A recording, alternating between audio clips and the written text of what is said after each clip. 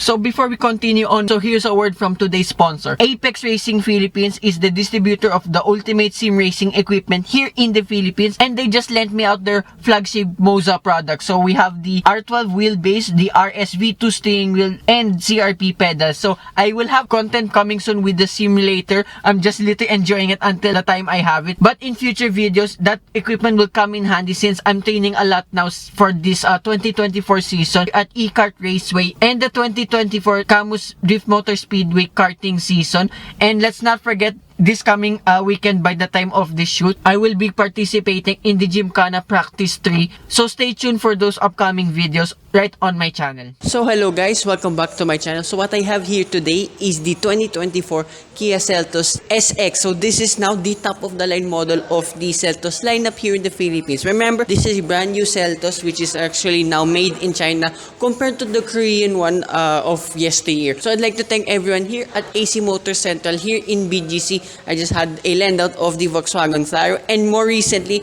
I did my full review of the Kia Seltos EX, the middle trim variant, being the top of the line model comparing only with the middle variant. Yes, this still carries a lot of the flaws as I mentioned in the middle variant, but there's some bits now that have been improved from the rest of the variants. Here up front of the new Seltos, well, it's exactly the same like with the EX. You have new headlight casings and the DRL stretch here now all the way to the grille. Being the SX top of the line model, you have LED fog lamps. The ground clearance remains the same at 190 millimeters. Same size for the wheels too. These are 17 inches, but this has a completely new design compared again with the rest of the Seltos models. And being this specific SX model, this has a two-tone blacked out roof along to with your side mirrors, and this is the only color available with this two-tone design. Again, if you want the, I don't know why I call it plutonium blue for no reason at all, yeah, it will be available too for this SX model because it just says in the brochure that blue is only available for this variant.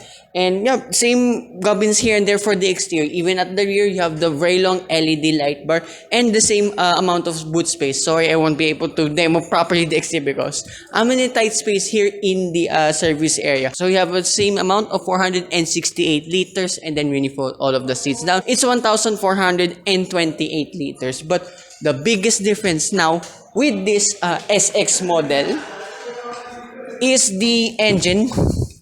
So this one is a completely new motor too.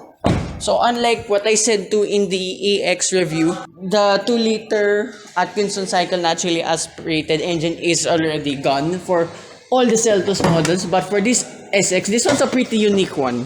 So powering this SX top of the line model is a 1.4-liter turbocharged 4-cylinder engine that produces 140 horsepower and 242 Newton meters of torque, 25-ish more horsepower than the NA 1.5-liter engine, and a whopping almost 100 Newton meters more than the EX and the LX models. But still, this is just like some 8 horsepower less than that of the previous 2-liter engine, but you have way more torque than usual. And for the first time ever in a Seltos, sorry for the noise, this specific one is mated to a 7-speed dual clutch transmission. So having driven the EX with an IVT transmission, I am very curious now on how this will perform when I get my hands on this very soon. So, ow, my pinky. So that's about it here with the exterior and the engine and the boot of this all-new Seltos SX. Let's check out the interior, where actually for once there are a lot more differences than the middle trim. So this is the, my god. So this is the interior of the all-new Kia Seltos SX.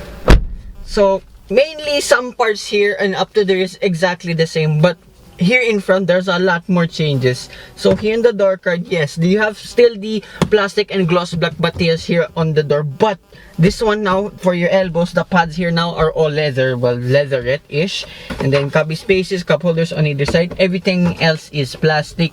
And yeah, sadly, being still the top of the line model, you have a lot of blank buttons here on the left side. It's exactly the same like with the SX model, but open the ignition, but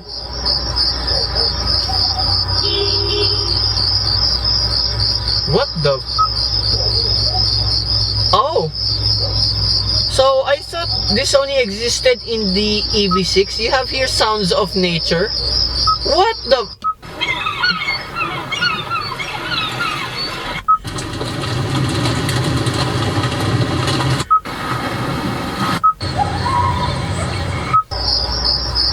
Not gonna lie, that's a little bit unnecessary, but I mean, if you wanted just to have a calm drive, I actually like that, but I don't know why it exists here in this Seltos EX, knowing it exists for the EV6. I also have a review of that, check that out on my channel.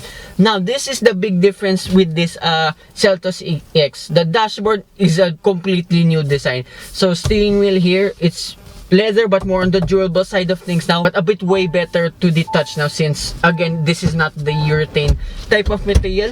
The telescopic for the steering wheel, and yes, this Seltos SX now is dominated by two 10.25-inch screens. You have one here for your instrument cluster, and again you have driving modes like with the EX. As I explained, you use this rotary switch here. Since it's on drive, you have smart, sport, eco, and comfort. Yes, the layout looks exactly the same like its twin sisters, but this is more like it, since I know these are present now on the top of the line models like the ones in Hyundai. So I'll just leave you in comfort. Actually looks more plain. They look like watches, and for the tachometer and the speedometer, I kinda like that.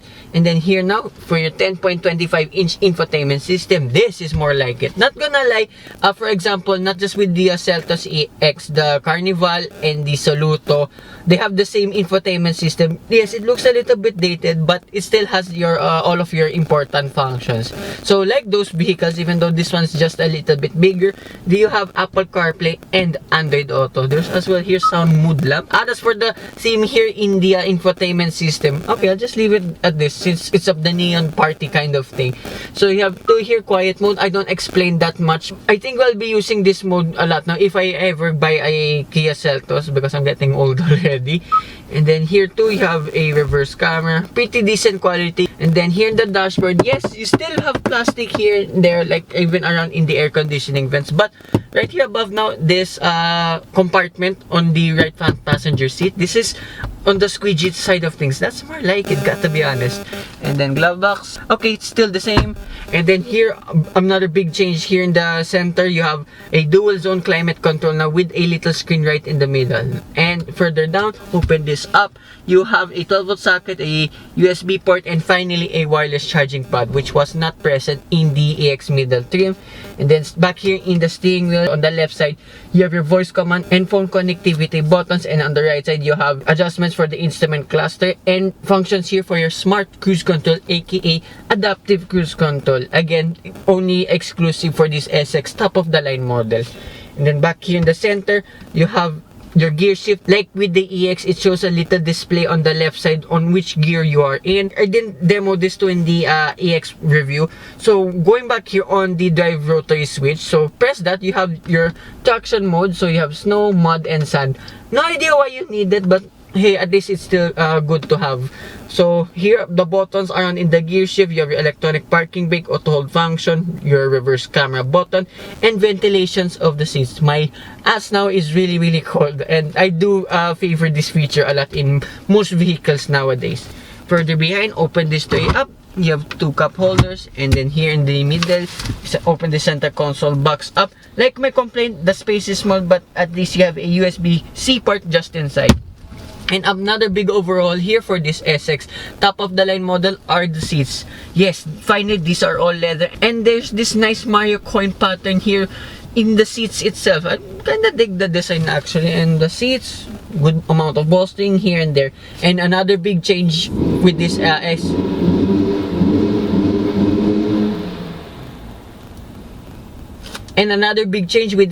top of the line model. So above here, you have your usual LED lights, and finally, you have your panoramic sunroof control functions right here. This is more like it feels much more fresh here than the lower variants. And then visor, you have a vanity mirror.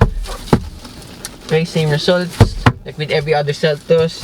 So yeah, that's about here in front of this SX. So rear seats pretty much the same case. They're all leather at least, and then you have 2 map pockets on either side, and in the middle you have 2 air conditioning vents, a cubby space, and 1 USB-C port. And in the middle you have a central armrest with 2 cup holders, and space there in the back is pretty much the same. And if I sit in the middle, the transmission tunnel is not so big. You can just simply put your feet up. Come on, KTM. Shout out to them too. If you want me to do sorry for the segue, if you want me to do any bike reviews, like a walk around tour by a non-bike person, let me know in the comments down below.